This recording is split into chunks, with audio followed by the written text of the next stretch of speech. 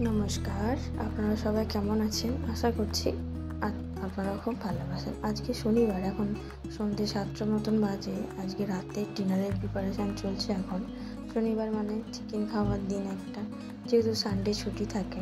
এই যে আমি কেটে নিয়েছি আদা রসুন, আমি বেটে নেবো, সব কিছু আমি রেডি করে দিয়েছিলাম, কাজু কিশমিশ। আজকে হয়তো আপনারা বুঝতেই পারছেন কী মেনু হতে চলেছে, চিকেন কষা, তার সাথে ফ্রায়েড রাইস। আর দেখুন এখানে বাবু ফ্রিজেতে কী করছে, একটা খেলছে। ও সরি আমার ছুরিটা নিয়ে নিয়েছে, আমি সবজি কাটার ছুরিটা। তো ওকে আমি একটা কিশমিশ দিয়ে দিলাম মুখে, দেখুন। আর আমি ওকে ছুরিটা আবার চাইবো, ও দিয়ে দেবে, ওই দেখুন দিয়ে দিলাম। আর তারপরে হচ্ছে ও খেলুক কিছুক্ষণ, কারণ ও তো বসে না বাবার কাছে, আমার কাছে ঘুরতে থাকে সারাক্ষণ আর কি। এই যে এখানে আমি ম্যারিনেট করবো চিকেনটা, ধুয়ে নিয়েছি ভালো করে। নুন, হলুদ, লেবুর রস আর সর্ষের তেল দিয়ে ম্যারিনেট করবো। আমি আর কোনো মশলা ইউজ করি না ম্যারিনেটের সময়। এই যে চিকেনের যে আঁশটা গন্ধটা থাকে ওটা চলে যাবে লেবু সর্ষের তেলের জন্য। যাই হোক, আমি এটা করে নিই। শনিবার চিকেন হওয়ার একটাই কারণ রবিবার ছুটি থাকে। আগের দিন রাতে একটু লেট করে শুলেও কোনো ব্যাপার না, সকালবেলা উঠতে পারি। আর রবিবার সকালে আমাদের আসলে বাঙালিদের অভ্যেস রবিবার দুপুরে চিকেনের ঝোল দিয়ে ভাত খাওয়া। তো সেটা আমারও প্রথম অভ্যেস ছিল। এখানে যখন আসি তো আমার হাজব্যান্ড প্রত্যেক শনিবার রাত্রে চিকেন আনতো। কখনো তো এরকমও হতো, কনফিউজ হয়ে যেতাম, আমি কিছু রান্না করে রেখে দিতাম, তারপরেও চিকেন আনতো রাত দিকে। তো তারপরে আবার ওই ফ্রিজে রান্নাগুলো রেখে আমি চিকেন রান্না করতাম শনিবার। মানে এখন বুঝে গেছি যে চিকেন আসবে শনিবার। এখন আমার হয় কি, মন খারাপ হয় শনিবার না চিকেন এলে। যাই হোক, সপ্তাহে আমরা একদিনই চিকেন খাই, ওই শনিবার দিনই একটু ভালো করে। রবিবার আমারও একটু রেস্ট হয়ে যায়, রান্না থাকে না, কারণ চিকেন রয়ে যায়। ওই চিকেনে আমি জল দিয়ে ঝোল করে নিই। এখানে বিনস আর ধনেপাতা কেটে রেখেছি। বিনস আর গাজর দিয়ে আমি ফ্রাই করবো। যে দেখুন এখানে আমি ফ্রায়েড রাইস করবো, সেই জন্য জলের মধ্যে গরম মশলা, তেজপাতা আর একটু বেশি করে নুন, একটু সাদা তেল আমি দিয়ে দেবো। দিয়ে ভালো করে আমি জলটাকে ফুটিয়ে নেবো ভাত করার জন্য। তারপরে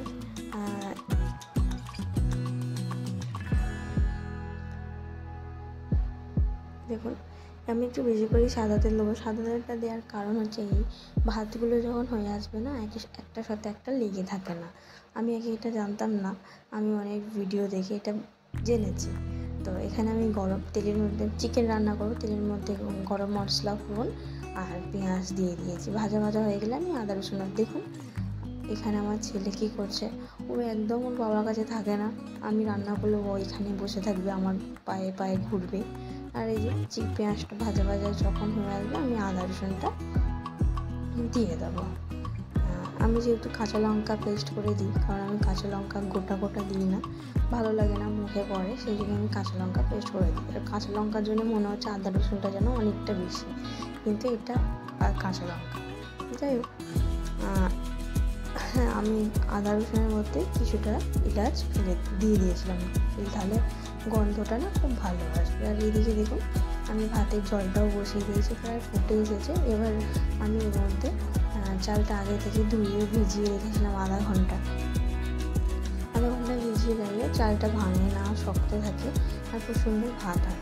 আর দেখুন আমি এর মধ্যে চালটাও দিয়ে দেবো, দিয়ে আমি 80% মতন কুক করে নেবো। কারণ এমনি বাসমতি চাল বেশি কুক করতে নেই, ভেঙে যায়, নেতিয়ে গেলে ভালো লাগে না, কেমন গায়ে লেগে গেলে আর ভালো লাগে না। ওই জন্য আমি 80% মতন কুক করে আমি হাওয়াতে দিয়ে দেবো। যাই হোক, এখানে আমি চিকেনে দেখুন মশলাটাও আমি করে ফেলেছি। এখানে হলুদ গুঁড়ো আর কাশ্মীরি দিয়ে করে নিয়েছি। আমি আর কোনো এক্সট্রা মশলা অ্যাড করি না জিরে গুঁড়ো, না ধনে গুঁড়ো, আর না কোনো চিকেন মশলা। বাস এলাচটা আমি ইউজ করি একটু বেশি, তাহলে গন্ধ ছাড়া একটু ভালো হয়েছে। এর মধ্যে আমি চিকেনটাও দিয়ে দেবো। চিকেনটা দিয়ে নেড়ে নেবো ভালো করে।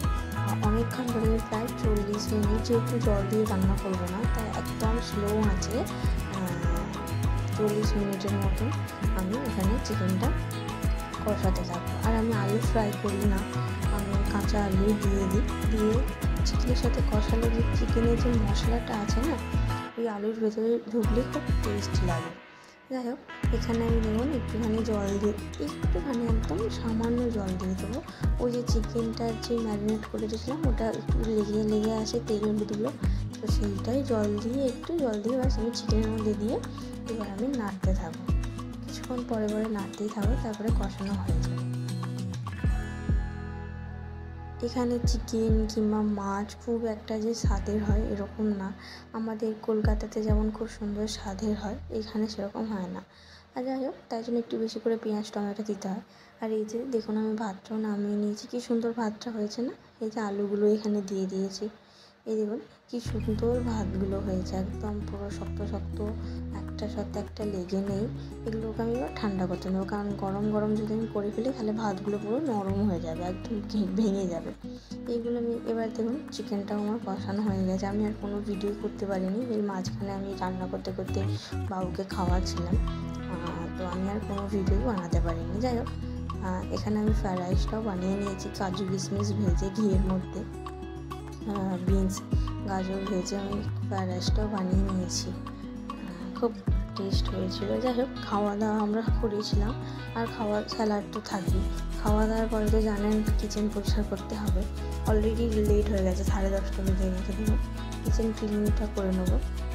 আর যদি আপনাদের ভিডিওটা ভালো লাগে লাইক শেয়ার কমেন্ট করবেন, সাবস্ক্রাইব করবেন, খুব ভালো থাকবেন আপনারা।